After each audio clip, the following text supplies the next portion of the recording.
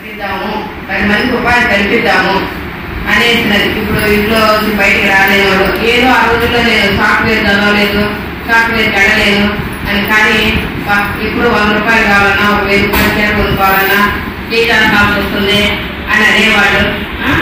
అటువంటి వాళ్ళ నుంచి కూడా ఇది ఒక ప్లాట్ఫామ్. మనం నేర్చుకున్నది 10 మందికి నేర్పిద్దాము, ఏది రాని వాళ్ళకి నేర్పిద్దాం. ఇక్కడ ఏంటంటే ఒక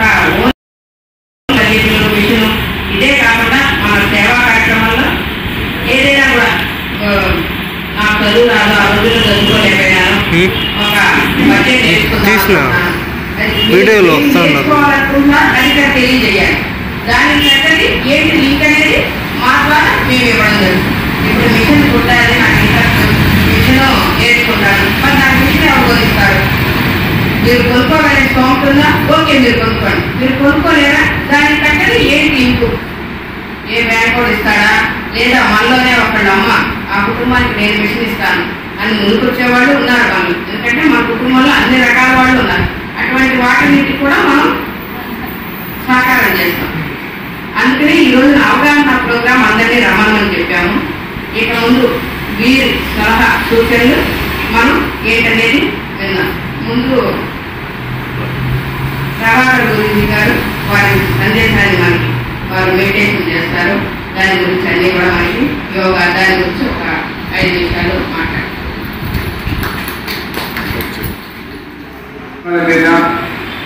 మనం అటువంటి స్థితిని పొందాలి అని అన్నప్పుడు ధ్యానం అనేది ప్రధానంగా చెప్పడం జరుగుతుంది. ధ్యానం వలన మాత్రమే మన మనస్సు అటువంటి 3 విషయాల యందు దృఢంగా ఉండగలుగుతుంది. రిక్వెస్ట్ చేసిన అటువంటి మంచి సంస్థ నాకు చాలా ఇష్టం. సేవా చేస్తారు, నాకు చాలా ఇష్టం. నన్ను కూడా యాడ్ చేయించాలని చెప్పి చాలా వరకు నేను రిక్వెస్ట్ చేస్తే మన సేవా కుటుంబంలో నన్ను యాడ్ చేశారు.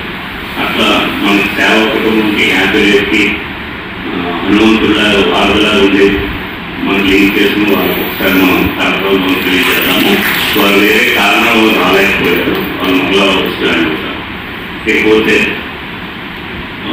ఈరోజు ముఖ్యంగా మీ అందరూ కూడా ఒక మేడం గారు ఇచ్చిన ప్రకటనతో పిలుపుతో వచ్చారు. అయితే మనకి ఎందుకు కలుసుకున్నాము, ఏం చేయబోతున్నాము, ఏం చేయాలనే దాని మీద ముఖ్యమైన విషయాలు మీకు నేను మాట్లాడతాను. దాని తర్వాత మీకు మీ మనసులో ఎటువంటి ఆలోచనలు ఉన్నా, ఎన్ని డౌట్స్ ఉన్నా అడిగితే క్లారిటీతో నేను మీకు ఆన్సర్ చేస్తాను నాకున్నంత పరిజ్ఞానం మేరకు. ముందుగా నా పేరు జ్ఞానేశ్వరరావు. యాక్చువల్గా నా పేరు జ్ఞానేశ్వరరావు, కానీ మా యొక్క పూజ్యశ్రీ లక్ష్మీ గురూజీ గారిని సత్యసాయి ధ్యాన మండలి పూజ్యశ్రీ లక్ష్మీ గురూజీ గారి యొక్క సంస్థలో నేను ఒక 1 year కోర్సులు చేసి, యోగా కోర్సులు చేసి వారి ఆశ్రమంలో ఉండి అక్కడ టీటీసీ కోర్సు చేసి గురూజీగా ఆ సంవత్సరం నేను పనిచేశానండి. చేసిన తర్వాత మొట్టమొదటిసారి మదనపల్లిలో నాకు క్లాస్ చెప్పడం గురూజీ ఆదేశిస్తే నేను అక్కడికి వెళ్ళాను. అక్కడ వీళ్ళందరూ కూడా మా పరిచయం అయ్యారు. అట్లా 2015 నుంచి ఇప్పటికీ సుమారుగా 9 సంవత్సరాల నుంచి మేము మిత్రులుగా కొనసాగుతున్నాం. ఎన్నో సేవా కార్యక్రమాలు చేస్తున్నాం. అందులో భాగంగా ఈ రోజుకి రావడం జరిగింది. సో అట్లా నాకు గురూజీ గారితో అనుబంధం ఉన్న తర్వాత గురూజీ గారు మాకు ఏం చెప్పారంటే, మనిషిగా పుట్టిన తర్వాత మనిషిగా మానవ జన్మ అంటే ఉన్న అన్ని జన్మల్లోకి ఉత్కృష్టమైన మానవ జన్మ, 84 లక్షల రాసుల జీవజాతుల్లో ఉత్కృష్టమైన మానవ జన్మ తీసుకున్న తర్వాత